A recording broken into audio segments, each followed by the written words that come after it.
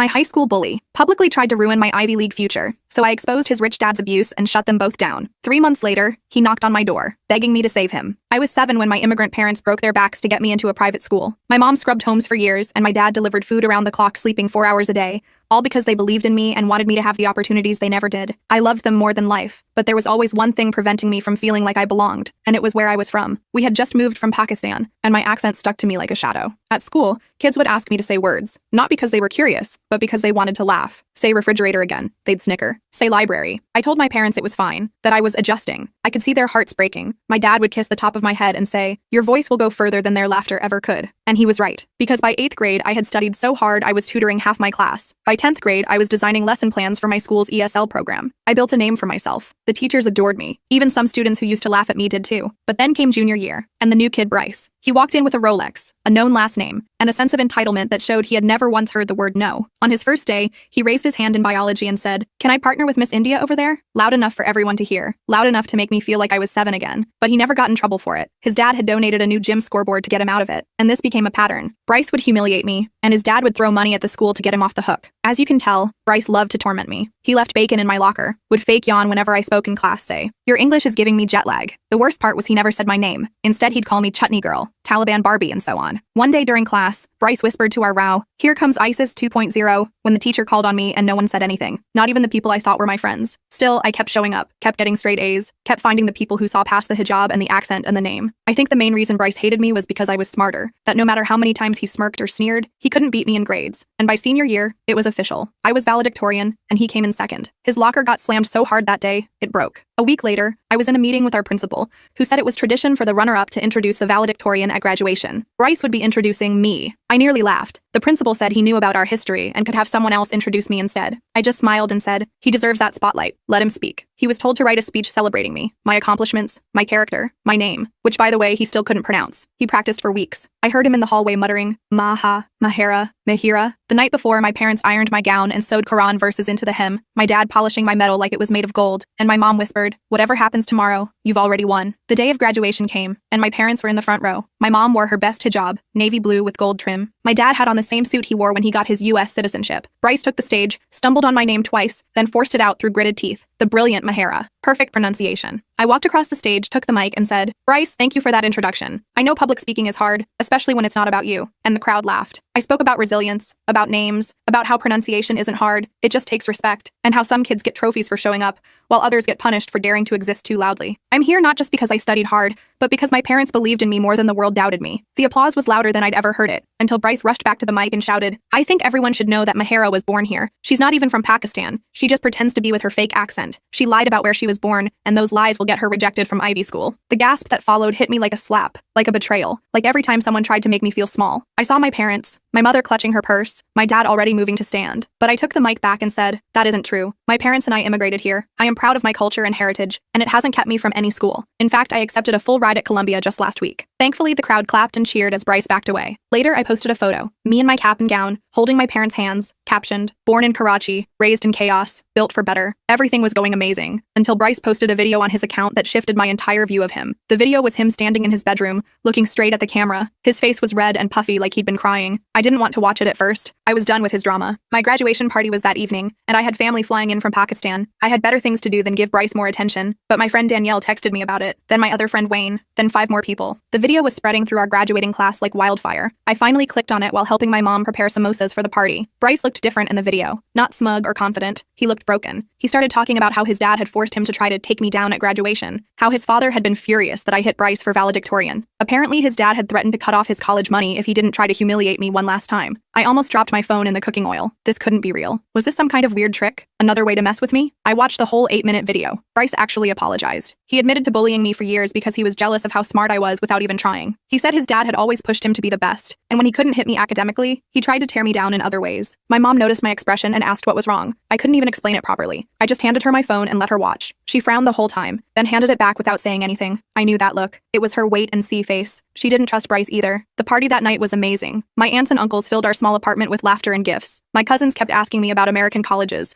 and if I could help them apply too. For a few hours, I forgot about Bryce and his weird confession video. Then my phone buzzed with a text from an unknown number. Mahara, it's Bryce. I need to talk to you. It's important. My dad saw the video. I showed the text to my dad. He suggested I ignore it. Tonight is for celebration, he said, passing me another plate of food. I agreed and put my phone away, but it kept buzzing. 5 more messages from Bryce, each one sounding more desperate than the last. The next morning, I woke up to 23 notifications. Most were from classmates asking if I'd seen what happened to Bryce. I scrolled through my feed and found photos of Bryce with a black eye and split lip. He'd posted them himself with the caption, "The price of telling the truth." I felt sick. Had his dad done this? I showed my parents, and they looked concerned too. My dad said sometimes family can be the most dangerous when they feel betrayed. I decided to text Bryce back, just to check if he was okay. Nothing more. He responded immediately, asking to meet at the coffee shop near school. My parents weren't thrilled about the idea, but my dad offered to drive me and wait outside. I agreed to 15 minutes max. When I walked in, Bryce was sitting in the corner, hunched over a cup. His face looked worse in person. The bruising around his eye had turned a deep purple. He flinched when I sat down across from him. "My dad's losing it," he said quietly. The video got back to his business partners. Everyone's talking about how he pushed his son to bully a Pakistani immigrant girl. His company does a lot of business in South Asia. It's bad. I didn't feel sorry for Bryce's dad. Not even a little bit. "Why did you make that video?" I asked. Bryce stared into his coffee. "Because you embarrassed me at graduation. Not by beating me academically. You earned that. But when you handled my accusation so perfectly, everyone cheered for you. I realized I'd been the villain in your story all along. And for what? To please my dad? I didn't know what to say. 4 years of torment. And now he wanted what? Forgiveness? Understanding? My dad wants me to say I was hammered when I made the video, that I made everything up for attention. He wants me to publicly call you a liar again." I stood up immediately. "I'm not getting involved in your family drama, to Bryce. You made my life hell for years. Figure this out yourself." As I turned to leave, Bryce grabbed my wrist. Not hard, but enough to make me stop. "He's threatening to pull my college tuition if I don't. Do it. I'll lose everything." I pulled my arm away. "Welcome to consequences, Bryce. Some of us have been living with them our whole lives." I walked out and got into my dad's car. He could tell I was upset and asked what happened. I told him everything on the drive home. When we pulled into our apartment complex, he turned to me with that thoughtful look he gets. "Sometimes, Beta, the people who hurt us are hurting too. It doesn't excuse what they did, but it might explain it." I nodded but didn't respond. I spent the rest of the day helping my relatives pack for their flights home. My aunt kept asking about the boy from the video and if I was going to forgive him. I honestly didn't know. That night, Bryce posted again. This time it was a formal retraction of his apology video. He claimed he'd been emotional after losing valedictorian and made up lies about his father. He apologized to his dad publicly and called himself immature. The comments were brutal. Nobody believed him. I stared at my phone for a long time before typing out a message to Bryce. "I saw your post. Are you okay?" His response came hours later. "No, I didn't sleep well that night. I kept thinking about Bryce's face at the coffee shop, the fear in his eyes. I'd spent years hating him, but now I just felt confused." The next morning, I woke up to another text from him. "Can we talk again?" Not in public. I showed my parents the messages. My mom was firmly against meeting him again. My dad was more thoughtful. After a long discussion, we agreed I could meet Bryce at the public library. My mom would come with me but sit at another table nearby. Safety first. When we got to the library, Bryce was already there, wearing sunglasses inside. He took them off when I sat down. His eye looked even worse. There was now a yellowish tinge around the edges of the bruise. "My dad took my car keys," he said without preamble. "He's monitoring my phone. I had to borrow my neighbor's laptop to message you. He's going through my stuff, deleting contacts of anyone who might have seen the original video." I glanced over at my mom, who was pretending to read a magazine while watching us like a hawk. "Why are you telling me this?" Bryce slid his phone across the table. On it was an email from Princeton, his dream school. It mentioned concerning reports about his character and requested a meeting with him and his parents before finalizing his admission. "My dad blames you for this," he said, taking the phone back. "He says if I don't fix things, I can kiss Princeton goodbye." I felt a chill. What does fix things mean? He wants me to say you manipulated me, that you were jealous of my family's success and tried to ruin our reputation. Bryce looked down. "He's writing a script for me to follow in a new video." I almost laughed. "That's ridiculous. No one would believe that. My dad has connections. He's friends with the editor of the local paper. He's talking about doing an interview about how cancel culture is ruining young men's lives." Now I was getting angry. "So what do you want from me, Bryce? Permission to throw me under the bus again?" He shook his head. "I want to get away from him. I have an aunt in Seattle. She said I could stay with her, but I need money to get there." My dad froze my accounts. I stared at him. Was this another manipulation? Some elaborate scheme? "Why should I help you?" "Because I have evidence," he said quietly. "I've been documenting things for months. I have screenshots of my dad's texts telling me to target you. Voice recordings of him planning how to ruin your reputation if I didn't hit you academically. He's been obsessed with taking you down since junior year." My stomach dropped. Why would he care that much about me? "It's not just about you. It's about what you represent. An immigrant girl beating his son. The legacy kid. It makes him crazy." Bryce looked around nervously. He's always been controlling, but now he's scary. Yesterday he smashed my laptop when I refused to record the new video. I didn't know what to say. Part of me still didn't trust Bryce, but the bruises were real. The fear in his eyes seemed genuine. "I need to think about this," I told him. "I can't just give you money." He nodded. "I understand, but please don't take too long. My dad's getting more desperate." I rejoined my mom, and we left. On the drive home, I told her everything. She was skeptical but concerned about the violence. When we got home, my dad was equally troubled. We talked for hours about what to do. The next day, I got an email from a local news site asking for comment on Allegations made by the Thompson family. I showed my parents. My dad immediately called his friend Harold, who was a lawyer. Harold advised us not to respond yet. Things escalated quickly after that. Bryce's dad, Mr. Thompson, posted on his business page about false accusations damaging his family's reputation. He didn't name me directly, but everyone knew who he meant. Then local community Facebook groups started sharing the post. People who didn't even know me were suddenly discussing whether I was a manipulative liar. I felt sick. This was supposed to be my summer before college, a happy time. Instead, I was watching my reputation get dismantled by a man I'd barely met. My phone buzzed with a text from Danielle. "Have you seen what Bryce just posted?" I hadn't. I quickly opened social media and found a new video from Bryce. This one was different. He looked polished, well-dressed. The bruises were covered with makeup. He spoke carefully, reading from something off camera. He claimed I had been jealous of his success and had manipulated him into making the first video to damage his family's reputation. He apologized to his father for falling for Mahara's tricks. I threw my phone across the room. My mom rushed in, alarmed. I couldn't even speak. I just pointed at my phone. She picked it up, watched the video, and immediately called my dad. Within an hour, my small support system assembled in our living room. My parents, Harold the lawyer, my two closest friends Danielle and Wayne, and my former ESL teacher, Ms. Kathleen. They all watched both videos, compared them, and agreed the second one seemed forced. "He's reading cue cards," Wayne pointed out. "Look at his eyes tracking something. And the bruises," Danielle added. "They tried to cover them, but you can still see the yellow around his eye." Harold was more practical. "We need to decide what to do. This is getting out of hand." Ms. Kathleen suggested we reach out to Princeton directly. They should know what's really happening before they make any decisions about either student. I wasn't sure. Escalating things might make it worse. But then my phone buzzed with another text from Bryce. "I'm sorry." He was standing right there. I had no choice. That settled it for me. I decided to fight back. Not just for myself, but for Bryce too. No one deserved to live in fear like that. We crafted a careful email to Princeton, explaining the situation without making accusations we couldn't prove. We attached links to both videos and noted the concerning physical changes in Bryce between them. Ms. Kathleen added a character reference for me. We sent similar emails to Columbia, where I was headed in the fall. The next day, things got worse. Mr. Thompson escalated his campaign. Somehow he got my cell phone number and started calling repeatedly. I blocked him, but then he started emailing. The messages were polite on the surface but contained veiled threats about consequences for defamation. Harold advised my parents to keep records of everything. He helped us draft a cease and desist letter, though he admitted it probably wouldn't do much except show we were serious. Meanwhile, Bryce went silent. No new posts, no texts. I was worried about him. What if his dad had hurt him worse this time? 3 days later, I was helping my mom clean the apartment when someone knocked on our door. My mom peeked through the peephole and gasped. It was Bryce, looking terrible. Thin, pale, with a new bruise on his jaw. My mom hesitated, then opened the door. Bryce stumbled in, carrying a backpack. "I'm sorry," he said, his voice hoarse. "I didn't know where else to go." He found out I was planning to leave. My dad came in from the bedroom, alarmed to find Bryce in our living room. Bryce quickly pulled out his phone and played a recording. It was his father, screaming about ungrateful children and threats to end this Pakistani girl's college dreams once and for all. My parents exchanged a look I couldn't quite read. Then my dad did something that shocked me. He offered Bryce our couch for the night. "No one should feel unsafe in their home," he said simply. That night was surreal. My former bully slept in our living room while my parents whispered in their bedroom about what to do. I lay awake, wondering how my life had taken such a strange turn. In the morning, Bryce showed us more evidence. Screenshots of his dad's messages to business associates, asking them to help deal with this situation. Emails to Princeton questioning my character. Even a draft of an article his dad wanted published in the local paper,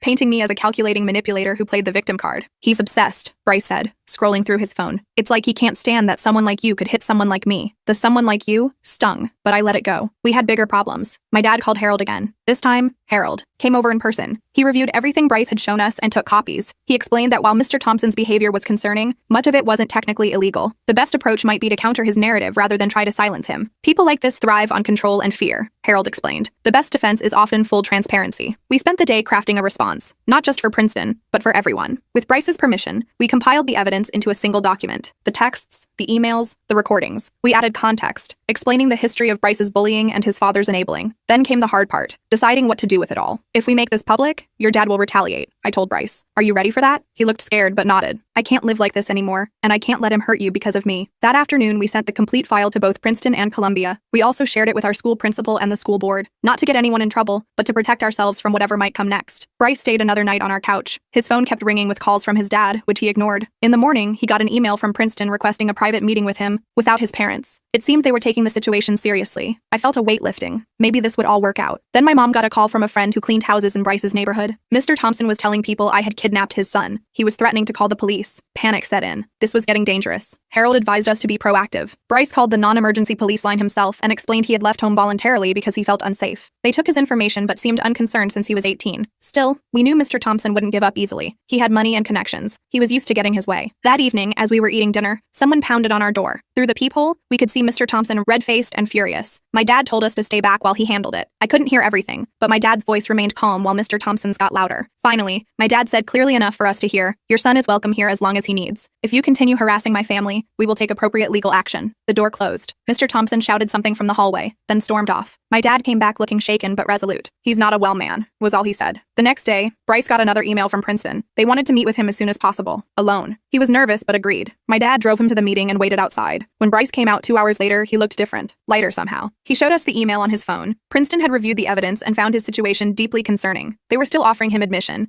but with a new financial aid package that didn't depend on his parents' contribution. "They believe me," he said, sounding amazed. "They actually believe me." Columbia sent me a similar email, assuring me they had reviewed the situation and my admission was secure. They even offered to connect me with their student support services if I needed help dealing with the stress of the situation. For the first time in weeks, I felt like I could breathe again. Mr. Thompson's campaign of intimidation had failed. The truth had won out. Bryce stayed with us for another week while he arranged to move in early to Princeton's summer housing. His aunt in Seattle sent him money for expenses. He was quiet most of the time, helping with dishes and keeping to himself. Sometimes I caught him watching my family with a strange expression, like he was studying us. The night before he left, he finally talked to me properly. We sat on our small balcony, watching the sunset. "I never understood what family was supposed to be like until I stayed here," he said. "Your parents actually like you. They're proud of you just for being you." I didn't know what to say to that. It was sad but also irritating. Was I supposed to feel sorry for the guy who had tormented me for years? "I know you probably hate me," he continued. "You should. I was awful to you, but thank you for helping me anyway." I thought about it for a moment. "I don't hate you. I just don't know you. The real you, not the bully or the victim." He nodded. "That makes sense. I'm not sure I know the real me either." The next morning, my dad drove Bryce to the bus station. He was heading to Princeton to start his new life. As they were leaving, Bryce turned to me. Awkwardly, "Columbia's lucky to have you," he said. "Try not to be valedictorian there too. Some rich kid might lose his mind." I actually laughed. Maybe there was a decent human under all that privilege after all. After Bryce left, things calmed down. Mr. Thompson made a few more attempts to spread his narrative, but without Bryce to manipulate, his story fell apart. People stopped paying attention. The community moved on to new drama. I spent the rest of the summer preparing for Columbia. I worked at the library, saved money, and helped my mom with her cleaning business. Normal life resumed. Then, 2 weeks before I was set to leave for New York, I got a letter, actual paper mail, which almost no one sends anymore. It was from Bryce. Inside was a check for $5,000 and a note. "For your first semester expenses. It's my money, not his. I've been saving it since I was 12. Consider it 4 years of apology. No strings attached." I showed my parents. They were as shocked as I was. My dad suggested I return it. My mom wasn't so sure. "He's trying to make amends," she said. "Sometimes people need that for themselves as much as for others." I thought about it for days. Part of me wanted nothing from Bryce. Another part recognized the gesture for what it was, a genuine attempt to right some wrongs. In the end, I decided to accept half and return half. I wrote back thanking him but explaining I couldn't take it all. I suggested he donate the rest to an ESL program or immigrant support organization. His response came quickly. "Already done." The other half went to the Pakistani Students Association at Princeton. "I'm joining as an ally." They were skeptical until I mentioned your name. I smiled at that. My name. The one he couldn't pronounce for years. The one he had to say in front of 600 people. The one that now opened doors for him instead of the other way around. Maybe my dad had been right all along. My voice had indeed gone further than their laughter ever could. I got another email from Bryce a few days later with a link to the Princeton Pakistani Students Association's Instagram. They'd posted a picture of a donation check with Bryce in the background, looking awkward but sincere. The caption thanked him for his generous contribution to support cultural awareness programming. I showed my mom, who just nodded like she'd expected it all along. Summer was winding down fast. My Columbia move-in date was circled on our kitchen calendar in red marker. My parents had already taken time off work to drive me to New York. I spent most days packing and repacking my suitcases, trying to figure out what I'd need and what I could leave behind. Wayne threw me a going-away party at his house. Almost everyone from our graduating class showed up, even people I barely knew. It felt weird being the center of attention after spending so many years trying to blend in. Danielle made a slideshow of photos from elementary school through graduation. I cringed seeing my awkward middle school photos but laughed along with everyone else. The party was in full swing when I got a text from Bryce. "How's pre-college life treating you?" I stepped outside to respond. We'd been texting occasionally since he left. Nothing deep, just checking in. I told him about the party and asked how Princeton was. He sent back a photo of his dorm room, already set up with posters and a mini fridge. He'd moved in early for a summer bridge program. "Making friends?" I texted. "Trying. It's different here. Nobody knows about my dad or what happened. Fresh start." I was about to respond when Danielle poked her head out the door. "Hey, we're cutting the cake. Who are you texting so secretly?" I put my phone away. Nobody important. The cake had Columbia's newest lion written in blue icing. Everyone sang and cheered. For a moment, I forgot about all the drama with Bryce and his dad. This was how senior summer was supposed to feel. The next morning, I woke up to a news alert on my phone. I almost ignored it until I saw the headline,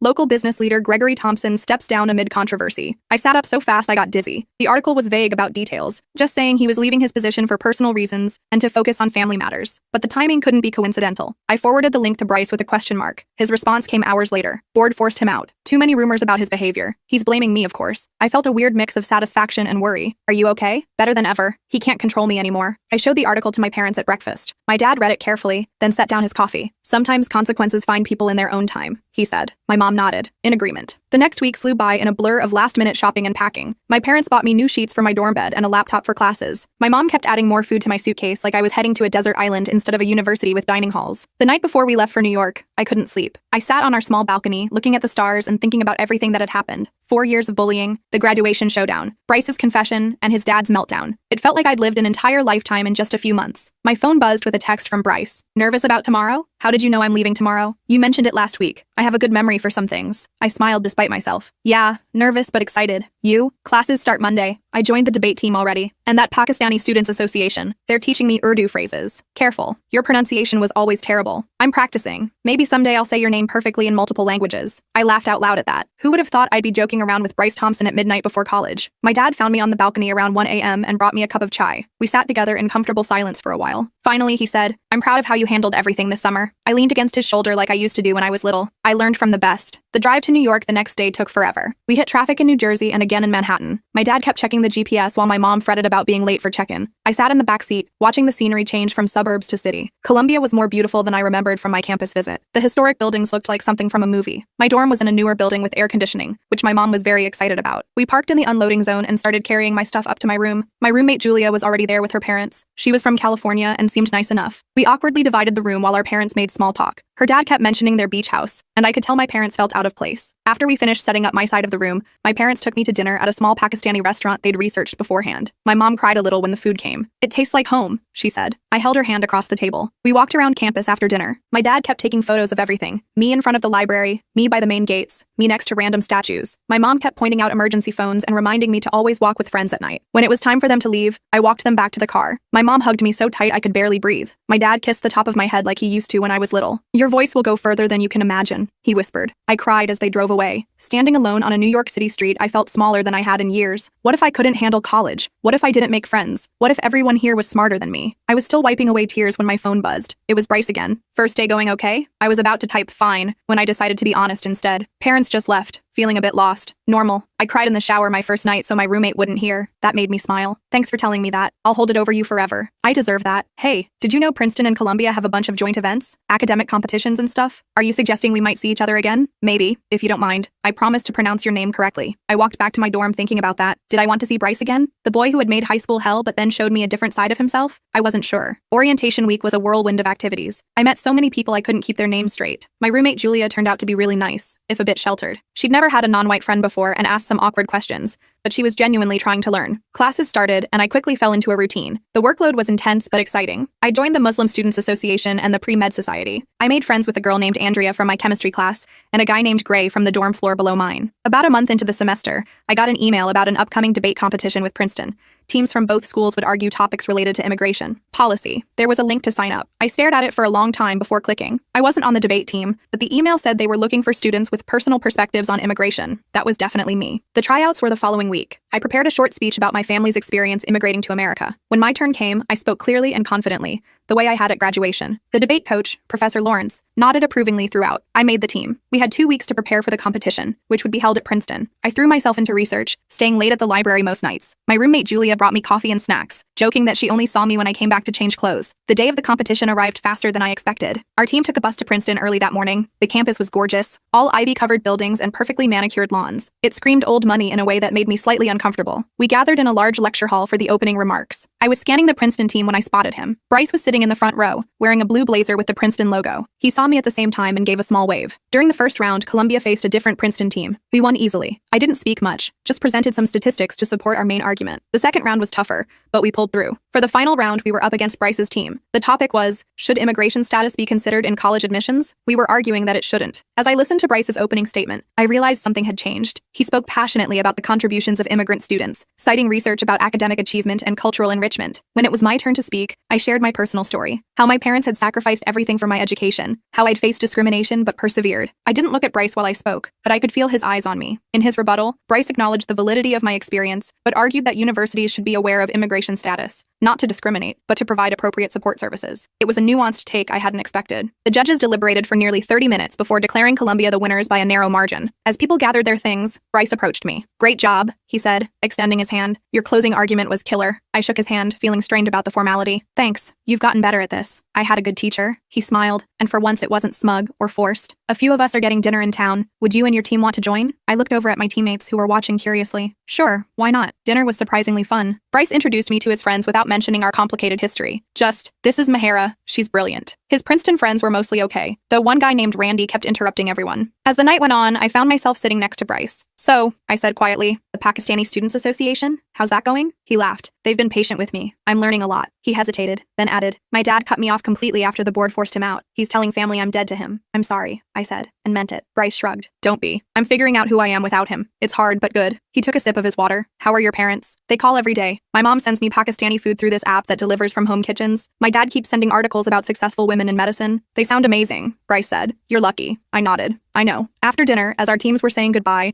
Bryce pulled me aside. "Columbia has a debate tournament next month. We'll probably see each other there." "Probably," I agreed. "I'd like that," he said simply. As our bus drove back to New York, I thought about how strange life could be. The boy who once called me Taliban Barbie was now someone I might actually want to see again. Not as a friend exactly. We had too much history for that, but as something new. Two people getting to know each other from scratch. I texted my parents when I got back to my dorm. My dad responded immediately with a string of proud emojis. My mom called a minute later, wanting to hear every detail of our victory. After we hung up, I sat on my bed and opened Instagram. Bryce had posted a photo of both debate teams at dinner. He'd tagged me with the caption, "Lost to the best today, rematch, next month at Columbia." I liked the post, then added a comment. "Pronunciation still needs work, but you're getting there." His response came seconds later. "Practice makes perfect. Mahera." He'd spelled my name correctly. It was a small thing, but it felt like the end of one chapter and the beginning of another. Whatever came next, friendship, rivalry, or something else entirely, at least it would start with my name, said properly. I closed my laptop and got ready for bed.